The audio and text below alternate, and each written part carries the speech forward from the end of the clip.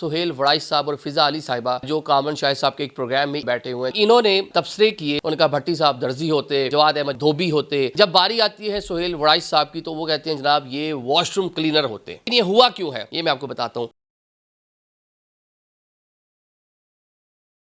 अस्सलाम वालेकुम नाज़रीन, मैं हूं आदिल निज़ामी और आप देख रहे हैं मेरा डिजिटल चैनल। नाज़रीन, आज का व्लॉग सुहेल वड़ाइच साहब और फिजा अली साहिबा जो कामन शाहिद साहब के एक प्रोग्राम में ईद शो में बैठे हुए हैं, जहां पर जयद साफ़ी शामी साहब भी बैठे हुए हैं, भट्टी साहब भी बैठे हुए हैं, जवाद अहमद साहब भी बैठे हुए हैं, खातून फिजा साहिबा जो हैं खुद भी एंकर हैं 24 टेलीविज़न पे एक अपना इंटरटेनमेंट का प्रोग्राम करती हैं, ये भी वहाँ पर मौजूद हैं।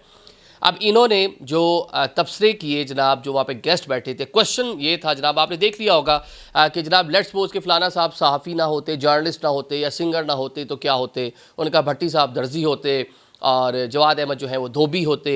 जब बारी आती है सुहेल वड़ाइच साहब की तो वो कहते हैं जनाब ये वॉशरूम क्लीनर होते और किसी बाहर के मुल्क में ये जनाब कोई वॉशरूम साफ़ कर रहे होते।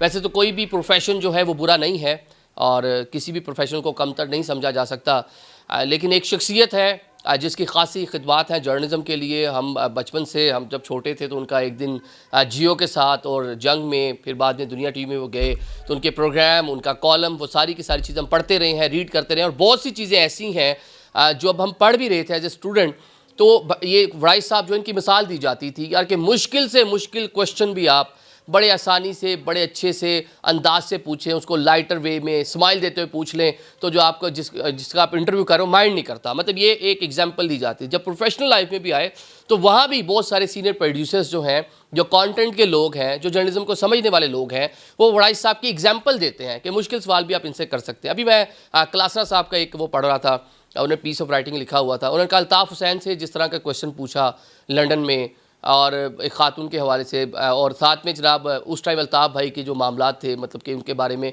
कोई बोल नहीं सकता था मीडिया पे, तो बड़ा मुश्किल क्वेश्चन से किया और कई लोगों से इस तरह के सवालात किए। तो अब ये उनके बारे में इस तरह का एक नामुनासिब रवैया होना नहीं चाहिए था। लेकिन ये हुआ क्यों है ये मैं आपको बताता हूँ। एक तो फिज़ा साहिबा वो काबिल एहतराम है मेरे लिए, तो अपना प्रोग्राम करती हैं, जो भी कंटेंट है वो करती हैं, बहुत सी चीज़ें उनकी वायरल जारी होती हैं। तो एक जो मसला है ना वायरल होने वाला हमारे यहाँ, एक जो हमारे यहाँ एक मसला है ना कि हमने चीज़ों को, कंटेंट को अपना वायरल कराना है, रेटिंग लेनी है, ये एक बहुत बड़ा कह लें कि अलमिया बन चुका है। ये नहीं देखते। अब कामरान शाहिद साहब जैसे ही उन्होंने ये कहा कि जनाब ये जैनिटर होते या ये वॉशरूम साफ़ कर रहे होते तो कहका लगा दिया उन्होंने। उनके कहके की वजह से बाकी लोगों को भी थोड़ी सी स्माइल देना पड़ गई। इवन वो जो साहब हैं वड़ाइच साहब, उन्होंने भी खंदा पेशानी से उस चीज़ को इग्नोर कर दिया और एक नॉर्मल वे में, और बल्कि बाद में मियाँ मोहम्मद बख्श का उन्होंने एक शेर भी बीच में प्रोग्राम के अंदर पढ़ा कि मेरी तो कोई औकात ही नहीं है, मैं तो गली के एक पत्थर और क्या इससे उन्होंने खुद को रिलेट कर लिया। लेकिन बात है कि यहाँ पे वो कौन कौन सी चीज़ें थी जिसके ज़रिए इस कंटेंट को रोका जा सकता था, ये मैं आपको बताऊँगा। और फिर एक और फिज़ा साहिबा जो हैं, इनका एक क्लिप, ये आज मैं आपको वाक़या सुना, इसके बहुत सारे लोग, सैकड़ों लोग इसके मतलब गवाह हैं जो मैं आपको बात करने जा रहा हूँ कि एक चैनल के मालिक, एक चैनल के जो ऑनर हैं, उन्होंने इनका एक क्लिप खासा वायरल हुआ था, कोई इंजेक्शन लगाने वाला, जहाँ पर ये शाउट कर रही थी फला फला, तो उन्होंने वो एक क्लिप जनाब वो सुनवाया। एक कह लें कि अपने पूरे जो स्टाफ की एक मीटिंग थी, गेट टुगेदर था, बड़ी स्क्रीन पर बताया कि देखें ये आपको लग रहा है कि जेन्युइन है। उस टाइम नया नया, मैं बात करूँ 2016-17 की, तो उस टाइम नया नया ये जो डिजिटल मीडिया है ये बढ़ रहा था, इसको ग्रो हो रहा था। तो उन्होंने जनाब वहाँ पर इनका क्लिप चलाया, उन्होंने कहा सब ये प्लांटेड है। इन्होंने जनाब देखें वायरल होने के सारी चीज़ें की हैं, फला फला फला। और बाय द वे आजकल फिज़ा साहिबा उसी चैनल में काम कर रही हैं। चलें, ये आपको हिंट दे दिया। तो मतलब कि अब कामरान शाहिद के पास एक मार्जिन था एडिटिंग के अंदर, वो इसको एडिटिंग के अंदर रिमूव कर सकते थे। उनको भी पता है कि सुहेल वड़ाइच साहब कौन सी शख्सियत है, कितना उनका मीडिया के लिए, कितना उनकी सेक्रीफाइसेस हैं, कितना उन्होंने उनका किरदार है, लिटरेचर पर अबूर है, सियासत पर अबूर है। उनको बड़े धीमे मिजाज से, बड़े शाइस्ता तरीके से बोलते हैं, मुनफरिद किस्म का उनका अंदाज़ है।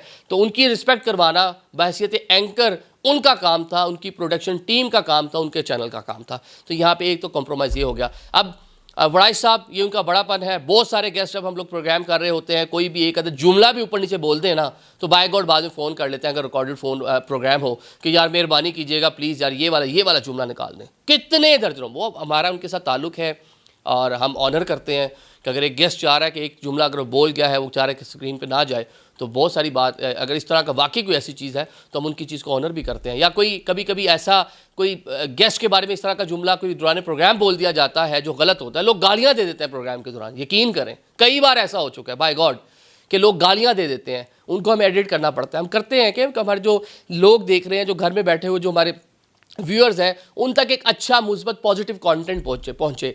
तो हम ईद के दिन क्या दिखा रहे हैं अपने टेलीविजन पे, ये आप जरा सोचें कि क्या दिखाया हमने, कि ऐसे लोग जो हमारे यहाँ सहाफ़त में एक बड़े नाम हैं, जिनको हम नोटेबल समझते हैं इस प्रोफेशन के अंदर, जिनको देख के हम सीखते हैं, आने वाले बच्चे जिनको देख कर सीखते हैं। पॉलिटिकल मामलात, नज़रियात, आपको डिफरेंसेस हो सकते हैं, आप करें, आप उनकी कॉलम पे के ऊपर तनकीद कर लें, उनके वे ऑफ टॉक पे तनकीद कर लें, उनके नज़रियात पे तनकीद कर लें, लेकिन आप ये ना करें कि आप किसी को इस लेवल पे आके गिरा दें। तो ये कोई भी करे काबिल मुज़म्मत है, नहीं होना चाहिए था। अब जनाब हम देख रहे हैं कि वो ट्रोल हो रहा है वो पूरा मामला, और एक सियासी जमात, मैं फिर नाम नहीं लेता, जो आजकल थोड़ा सा ऑफेंड है उनसे, वो उसको पूरा उनका फ़ायदा उठा रही है। अब उनका जो विजन है, मैं इस एक जुमले पे मैं ख़त्म कर दूंगा इस बात, जो ब्लॉग है, उनका जो विजन था वो उस टाइम जब 1 पेज था, वो उस टाइम जब सारी चीज़ें हैप्पीली चल रही थी, तो उन्होंने एक बुक लिखी थी जिसका उन्वान था ये कंपनी नहीं चलेगी। तो ये देख लें कि उन्होंने किस तरह अपनी चीज़ों को फोर्स किया था। Thank you so much.